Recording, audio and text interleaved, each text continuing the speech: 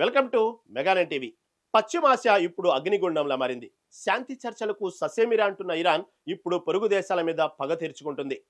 Israel, America వేసిన దెబ్బకు Iran supreme leader Khamenei అంతమవడంతో మొదలైన ఈ చిచ్చు ఇప్పుడు గల్ఫ్ దేశాలను దహించి వేస్తుంది. నిన్నటి దాకా దాడులు ఆపేస్తామన్న ఇరాన్ మాట తప్పి మారణ హోమానికి తెరలేపింది. దుబాయ్ నుంచి కువైట్ వరకు, సౌదీ నుంచి ఖతర్ వరకు మిసైళ్లు, డ్రోన్లతో ఆకాశం ఎర్రబారిపోయింది. అసలేం జరుగుతుంది? ఇరాన్ ఎందుకు ఇంతలా తెగబడింది? చెట్టు ముదిరితే గాలి తట్టుకుంటుంది కానీ గొడ్డలి దెబ్బకు తట్టుకోదు అన్నట్లుగా ఇరాన్ అధికార యంత్రాంగంపై ఇజ్రాయెల్ కోలుకోలేని దెబ్బతీసింది. ఫిబ్రవరి 26న ఇజ్రాయెల్ వాయుసేన చేపట్టిన ఆపరేషన్ లయన్స్ రోరు ఇరాన్ చరిత్రలోనే అత్యంత కీలక మలుపు. ఈ దాడిలో ఇరాన్ అత్యున్నత నాయకుడు ఆయతుల్లా అలీ ఖమేనీ ప్రాణాలు కోల్పోయారు. ఈ దాడిలో ఖమేనీ కుమారుడు ముజ్తబా హుస్సేని ఖమేనీ తీవ్రంగా గాయపడ్డారు. అత్యంత విషాదకరమైన విషయం ఏంటంటే ఈ దాడిలో ముజ్తబా భార్య జహరా ప్రాణాలు కోల్పోయారు. దాదాపు 40 మంది కీలక నేతలు మట్టికరిచారు. ఈ ఘటనతో రగిలిపోయిన ఇరాన్ ఇప్పుడు ఆవేశంతో విచక్షణ కోల్పోయి పొరుగు దేశాల మీద పడుతోంది. ఇజ్రాయెల్ జరిపిన ఆపరేషన్ లయన్స్ రోర్లో Iran supreme leader Ayatollah Ali Khamenei మరణం, ఆయన కుమారుడు ముజ్తబా గాయపడటం యుద్ధానికి ప్రధాన కారణమైంది.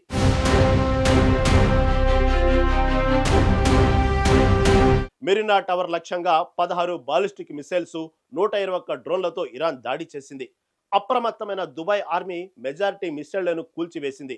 దుబాయ్ ఇంటర్నేషనల్ ఎయిర్పోర్టుపై పదే దాడులు జరిగాయి. దీంతో పగుచూరిన విమానాలు దారి మళ్లించారు. Saudi Arabia, Kuwait, Bahrain, Qatar, ఇరాక్లపై ఏకకాలంలో ఇరాన్ బలగాలు దాడులు చేశారు. గల్ఫ్ దేశాల్లో ఉన్న అమెరికా, ఇజ్రాయెల్ సైనిక స్థావరాలను ధ్వంసం చేయడమే తమ లక్ష్యమని ఇరాన్ బాహాటంగా ప్రకటించింది. దుబాయ్ నగరం నిన్న రాత్రి భయంకరమైన శబ్దాలతో దద్దరిల్లిపోయింది. ప్రపంచంలోనే అత్యంత ఎత్తైన కట్టడాలకు నిలయమైన దుబాయ్ మెరీనా టవర్ ప్రాంతాన్ని ఇరాన్ లక్ష్యంగా చేసుకుంది. ఇరాన్ ప్రయోగించిన మిసైల్ శకలాలు మెరీనా టవర్లోని ఒక ఎత్తైన భవనాన్ని తాకడంతో ఒక్కసారిగా మంటలు చెలరేగి దట్టమైన పొగ కమ్ముకుంది. ప్రాణభయంతో స్థానికులు వీధుల్లోకి పరుగులు తీశారు. పొరుగు దేశాలను కాపాడాల్సిన ఇరాన్ ఈ స్థాయిలో హింసకు దిగడం పట్ల ప్రపంచ దేశాలు విస్మయం వ్యక్తం చేస్తున్నాయి. దుబాయ్ ఇంటర్నేషనల్ ఎయిర్పోర్టు పరిస్థితి అస్తవ్యస్తంగా మారింది. నిన్న ఉదయం జరిగిన దాడిని దుబాయ్ సైన్యం సమర్థవంతంగా తిప్పికొట్టినప్పటికీ రాత్రి వేళ ఇరాన్ మళ్లీ 121 డ్రోన్లతో విరుచుకుపడింది.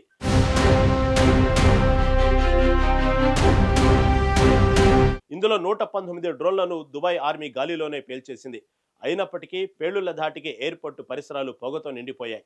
భద్రతా కారణాల దృష్ట్యా విమానాల రాకపోకలను నిలిపివేసి పలు విమానాలను ఇతర దేశాలకు దారి మళ్లించారు. ప్రస్తుతం సేవలు పునరుద్ధరించబడినప్పటికీ ప్రయాణికుల్లో ఆందోళన మాత్రం తగ్గలేదు. ఇరాన్ పగ కేవలం దుబాయ్కే పరిమితం కాలేదు. గల్ఫ్ ప్రాంతమంతా ఇప్పుడు మంటల్లో ఉంది. ఇక్కడ 15 ఆత్మాహుతి డ్రోన్లతో ఇరాన్ దాడి చేసింది. కువైట్లోని కీలకమైన ఆయిల్ ట్యాంకర్ కర్మాగారంపై బాంబుల వర్షం కురిపించింది. ఇది ప్రపంచ చమురు మార్కెట్పై ప్రభావం చూపే అవకాశం ఉంది.